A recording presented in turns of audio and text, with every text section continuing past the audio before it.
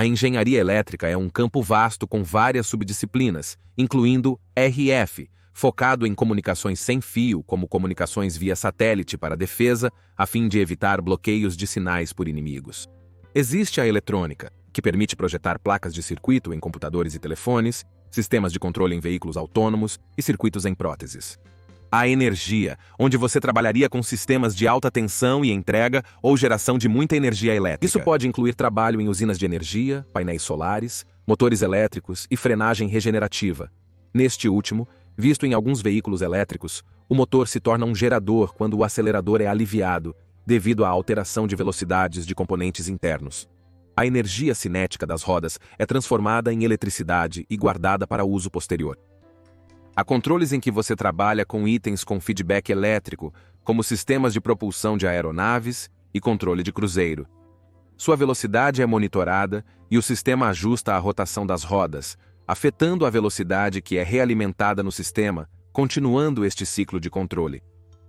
A instrumentação aborda o design de sensores e equipamentos para medir grandezas físicas como pressão, temperatura, movimento e posição. Você poderia projetar sensores de movimento para segurança, GPS para aviação ou sensores veiculares para análise de fluidos, temperatura, bateria, tensão, freio antiderrapante ou sistemas para carros autônomos. Engenheiros elétricos frequentemente colaboram com engenheiros de controle. Afinal, um sistema de controle bem projetado para regular a velocidade de uma aeronave é inútil se os sensores não conseguem medir com precisão a velocidade e a pressão do ar. Há vários campos, mas o último detalhado é o processamento de sinal. Isso é apenas sobre manipulação e análise de sinais. Sinais são funções que transmitem informações. Talvez você tenha essa tensão senoidal em alguma frequência, e então um sensor no sistema causa um aumento na frequência, e essa mudança de frequência está relacionada à temperatura que o sensor está captando. Essa alteração de tensão ou sinal contém dados sobre a temperatura do ambiente, que podemos transformar em texto em um display. Contudo, para sinais em geral, talvez seja necessário amplificá-los, como em um aparelho auditivo, ou filtrá-los onde houver ruído de fundo e muito mais. Isso vale para sinais de rádio, celular, radar, direção de mísseis, fala, processamento de imagem ou vídeo, incluindo todos os sinais que precisam ser manipulados. Há sinais de GPS e fones com cancelamento de ruído, etc. Joguei muita informação sobre o que você pode fazer como engenheiro elétrico, e como pode ver, é bem amplo. Não é apenas uma coisa. Portanto, 2 engenheiros elétricos podem estar em carreiras completamente distintas e ter pouco conhecimento sobre o trabalho um do outro. Isso não se relaciona com ser eletricista, um equívoco comum. Engenharia elétrica não se resume a instalar ou reparar sistemas elétricos em residências ou escritórios. Se está considerando escolher isso como especialização, pode parecer muita informação e você pode questionar: o que é uma especialização em engenharia elétrica e o que esperar? E é isso que vamos abordar agora. Um currículo comum de engenharia elétrica inclui aulas de análise de circuitos, design digital, engenharia de potência e sinais de tempo contínuo e discreto, que introduzem o processamento de sinal analógico e digital. Você terá aulas de controles, comunicações, onde estudará rádio FM e AM, uma introdução à eletrônica, seguida por eletrônica analógica e digital, cursos de eletromagnetismo, basicamente física, e uma aula sobre microprocessador. Há outras matérias, incluindo matemática e física, mas essas são as principais que você encontrará na graduação. Não se preocupe com o que são por enquanto, é bastante típico. Independentemente de quem você é, terá aulas na maioria das subdisciplinas que mencionei. Você possui aulas de energia, sinais, comunicações sem fio e controles. Como estudante de graduação em engenharia elétrica, você ganha uma formação abrangente, mas não se especializa em nenhum campo específico. Aí entram os mestres, doutores ou aqueles que trabalharam por anos em um campo. Você fará disciplinas eletivas nos subcampos de seu interesse, ganhando mais domínio nelas no fim da faculdade. Isso diversifica você e seu currículo, mas não compõe a maior parte dele. Mas agora vamos analisar um pouco. As primeiras são as aulas de análise de circuitos. Se você estudou física no ensino médio, provavelmente aprendeu o básico sobre resistores, capacitores e indutores. Você vai aprender a encontrar a tensão e a corrente em circuitos com esses componentes, começando pelos resistores. No mundo real, circuitos são complexos e engenheiros usam software para análise. Na escola, aprende-se o básico sobre tensão e corrente em um circuito. Para quem não conhece, imagine uma rede de tubos. Uma bomba cria uma diferença de pressão, fazendo a água circular por todos eles. Se os tubos forem finos, dificultaria o fluxo de água, mas se forem mais grossos, facilitaria. Bem, em um circuito, a tensão de talvez uma bateria é como a diferença de pressão da bomba. A corrente ou fluxo de elétrons é como a água, e os resistores são como os tubos. A alta resistência é como um tubo fino, mais difícil para a água ou a corrente passar. Seus eletrônicos funcionam principalmente devido ao fluxo de elétrons através do dispositivo.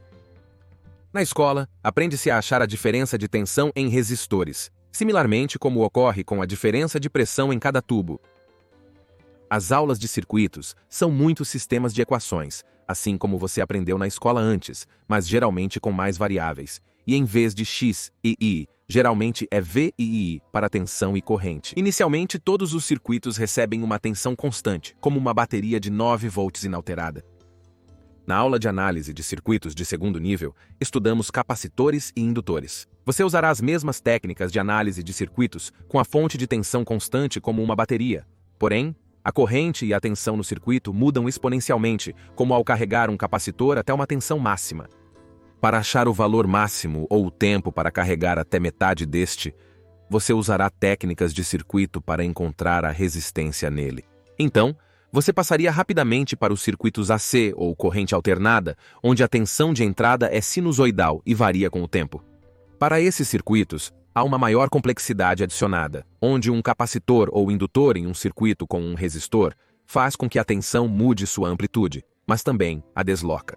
Capacitor ou indutor podem mudar a fase da tensão no circuito. A matemática disso envolve números imaginários. A raiz quadrada de um que você aprendeu na escola tem muitas aplicações, incluindo esta. Não é porque a corrente ou a tensão são imaginárias, mas o uso de números imaginários facilita a matemática ao modificar a fase ou o deslocamento de θ em uma função cosseno ou seno. Não se preocupe agora, mas você vai aprender isso. Embora haja muito mais em aulas de circuitos básicos, vamos para aulas de sinais. Essas são aulas de matemática, e serão uma das mais intensivas em matemática na engenharia elétrica que você terá. Antes disso, você lidou com tensões constantes e depois tensões sinusoidais, mas e quanto a, bem, tudo o resto? Pode haver uma onda triangular, quadrada ou um sinal realmente complexo e desorganizado, como os sinais do mundo real. E se você colocar esses em um circuito? Nessa primeira aula de sinais, você aprenderá a série e a transformada de Fourier, essenciais na física, engenharia e matemática aplicada.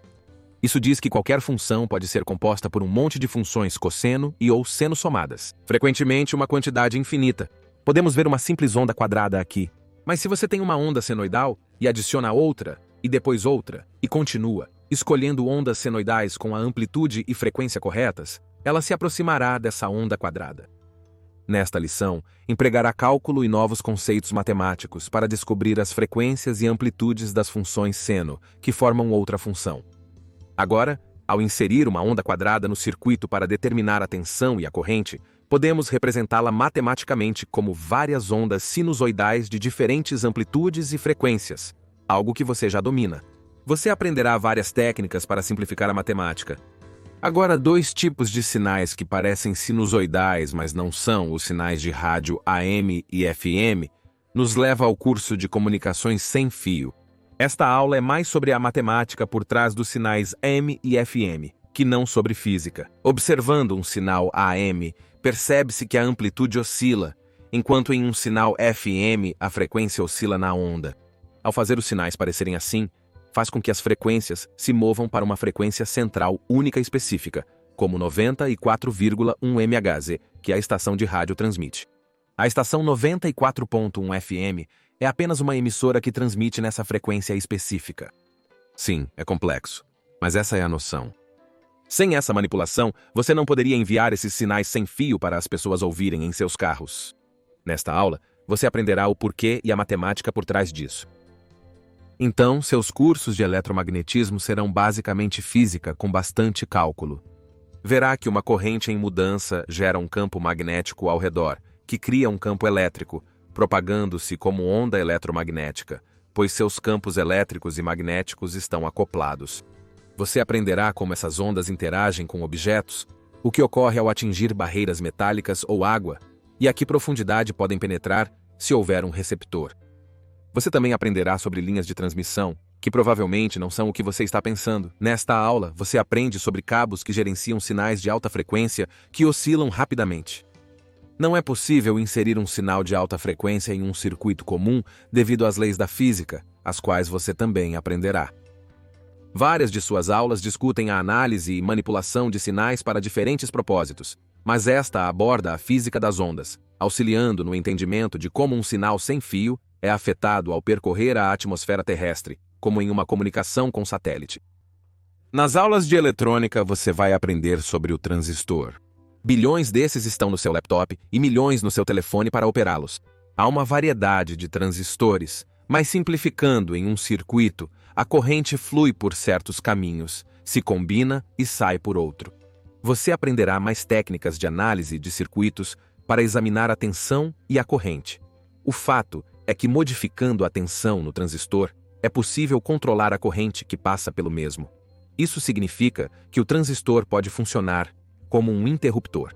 Ele pode permitir ou interromper o fluxo de corrente, significando que o transistor está ligado ou desligado, respectivamente. Isso pode alterar uma alta tensão como 5 volts para uma baixa como 0 volts. Este é o binário, uns e zeros que compõem o interior do seu computador. Você aprenderá a criar circuitos com alternância rápida e eficiente na aula de eletrônica digital. A eletrônica analógica, USA, transistores para amplificar tensões, necessárias para música ou aparelhos auditivos, por exemplo. Claro, há outras aulas que não detalharei tanto. No design digital, você estuda portas lógicas que processam um S e 0S como entrada e saída. As diferentes portas produzem coisas diferentes com base nas entradas. A eletrônica digital envolve o estudo dos circuitos que convertem altas tensões em baixas e vice-versa. Nesta aula, temos uma visão ampla, lidando com 1S e 0S e criando circuitos com portões lógicos. Na aula de energia, estudará motores elétricos, geradores e a análise de circuitos envolvendo-os. Você realizará laboratórios com tensões superiores a 100 volts. Você verá o poder dissipado em redes de resistores. A classe de controles está principalmente relacionada a sistemas com feedback. Você vai considerar aspectos como estabilidade, pois se você alimenta continuamente seu sistema e ocorre um erro, ele pode amplificar uma saída, causando problemas. Você verá muitos gráficos com um sinal de saída-alvo que, em alguns casos, ultrapassa e retorna a esse alvo depois de um tempo, em vez de carregar lentamente. Você aprenderá a calcular essa ultrapassagem, minimizá-la ou evitá-la. Espero que isso lhe dê uma boa visão geral do assunto, mas devido ao tempo, vou parar por aqui. Essa foi minha especialização, então, se precisar de detalhes sobre laboratórios da faculdade, concentrações, aplicações, projetos de conclusão, aulas de matemática, meu primeiro emprego ou estágio, etc., estão todos neste canal e vou linkar alguns abaixo. Se quer mais profundidade, veja esses. Caso contrário, espero que isso tenha sido uma boa base. Algumas escolas fora dos Estados Unidos da América oferecem graduações em engenharia eletrônica, telecomunicações ou uma combinação, mas isso é assunto para outro vídeo. Isso foi sobre engenharia elétrica, que inclui várias subdisciplinas vistas. Cada escola varia, mas a maioria seguirá o padrão apresentado aqui. Como observado, a engenharia elétrica oferece oportunidades de emprego em áreas como aeroespacial, biomédica, tecnologia, defesa, energia e robótica, entre outras. Muitas disciplinas de engenharia são amplas, então se pensa em fazer este curso, confirme que é a engenharia que deseja seguir, considerando qualquer campo ou setor de interesse. Se gostou do vídeo, comente, curta e se inscreva. Até a próxima!